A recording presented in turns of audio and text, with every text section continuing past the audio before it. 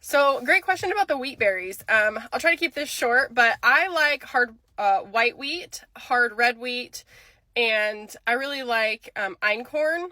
But I would say if you're just starting out and you're not sure, I would start with hard white, depending on the space you have to store it.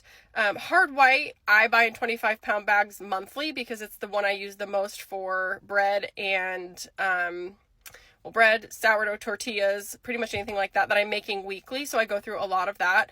Hard red has a more earthy, nutty flavor. So I would buy a small amount of that if you're not sure if you will like it. And I say that because if you are switching from store-bought white bread and going full-on fresh milled flour, there's going to be quite the taste and texture difference, and your family's going to have to get used to that.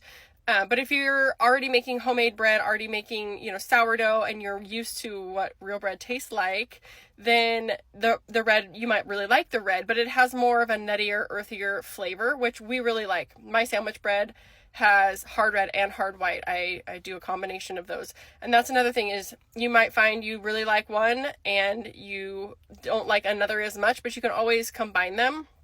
I like the einkorn as well, ancient grain. That one I probably wouldn't buy quite as big a quantity if you're just starting out. And if you're on Azure Standard, you can get 5-pound bags of a lot of these. So the bulk of what I would buy to start from scratch is probably a 25-pound bag of white. You can also make pizza dough with that. And it's just a very mild flavor. It doesn't have a lot of that like nutty, earthy wheat flavor. So like the red does and some of the other specialty grains do. So I hope that helps. If you have any questions about Azure Standard, you can let me know.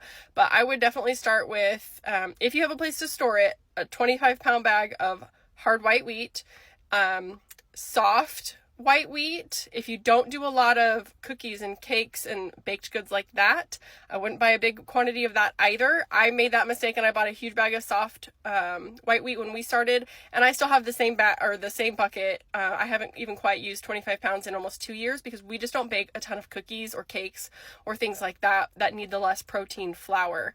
So I can go into more on that if you need me to, but if you do bake a lot of those things, you might want a bigger quantity of that. So when we bake cookies, sometimes we use hard white wheat anyways. So it just really depends on what you're going to be making and what your storage situation is, but I hope this helps.